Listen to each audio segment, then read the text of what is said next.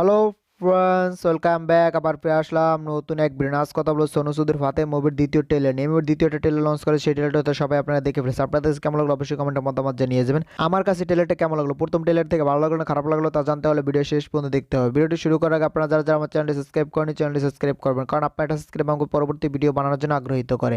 তো চলুন ভিডিওটি শুরু করা যাক। ফাতে মুভির এই পর্যন্ত যে কটা কন্টেন্ট রিলিজ পেয়েছে তার মধ্যে বেশিরভাগ কন্টেন্টই কিন্তু জনপ্রিয়তা পেয়েছে। এমনকি এই মুভির ট্রেলার টিজার সেগুলো কিন্তু বেশি জনপ্রিয়তা পেয়েছে। এই মুভির প্রথম টিজারটা এসেছিল তখন কিন্তু বেশি আলোচনা এসেছিল, পরে এই মুভিটা ট্রেলার লঞ্চ করলে তারপর কিন্তু আলোচনা চলে এলো।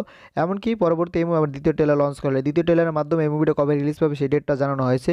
কিন্তু আমার মনে হচ্ছে যে প্রথম ট্রেলার থেকে দ্বিতীয় ট্রেলারটা বেটার হয়েছে। প্রথম ট্রেলারটা আসার পর আমরা ধারণা করতে পেরেছি এটা একটা অ্যাকশন মুভি হবে, কিন্তু দ্বিতীয় ট্রেলার আসার পর এটা বোঝা যাচ্ছে এটা একটা ভাইলেন্স মুভি হতে চলেছে, ভরপুর ভাইলেন্স থাকবে এই মুভিতে, সেটা বোঝা যাচ্ছে দ্বিতীয় ট্রেলারটা দেখার পর। কারণ প্রথম ট্রেলার আমাদের কিন্তু কম অ্যাকশন দেখানো হয়েছে, কিন্তু দ্বিতীয় ট্রেলার অ্যাকশনের সাথে সাথে কিন্তু ভাইলেন্সও ভরপুর দেখানো হয়েছে। এখন মুভিটা আসার পর আমরা বলতে পারবো এই মুভিটা কি কিলকে ছাড়িয়ে গেছে, এনিমেলকে ছাড়িয়ে গেছে নাকি মার্কোকে ছাড়িয়ে গেছে, সেটা হয়তো মুভি আসার পর আমরা বলতে পারবো। আমার মনে হচ্ছে না মার্কোকে ছাড়িয়ে যেতে পারবো, হয়তো কিল বা এনিমেলকে ছাড়িয়ে যেতে পারে, কারণ আমরা কিন্তু মার্কোর ভিতরে যে ধরনের ভাইলেন্স দেখতে পাচ্ছি সেরকম ভাইলেন্স কিন্তু আমরা এখানে দেখতে পাচ্ছি না। ভাইলেন্সের হয়তো দেখা যাচ্ছে কিন্তু ততটা ভাইলেন্স না, কিন্তু মার্কোর যতটা ভাইলেন্স ছিল।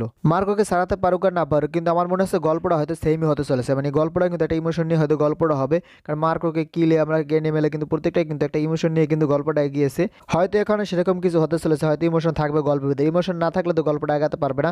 রিপ্রেজেন্ট হিস্ট্রি তো অবশ্যই হতে চলেছে, কারণ মার্কো যেমন তার ভাইয়ের খুনের বদলা নেওয়ার জন্য এরকম পাগলের মতো খুন করে বেড়েছে, এমনকি কিলে তার গার্লফ্রেন্ডের বদলা নেওয়ার জন্য খুন করছে, এমনকি অ্যানিমেল তার বাবাকে বাঁচানোর জন্য খুন করছে।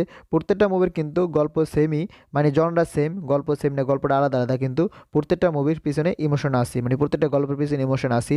এখানে হয়তো কোনো না কোনো ইমোশন আছে, সেটা তো বোঝাই যাচ্ছে এখনই ট্রেলারটা দেখে। ট্রেলারের ভিতরে কিন্তু একটা মেয়ে ফাতে বলে শিক্ষা দেয়, শোনা হচ্ছে সেই মেয়েটাকে নিয়ে হয়তো গল্পটা আগাতে পারে, অথবা গল্পটা অন্যদিকে যেতে পারে।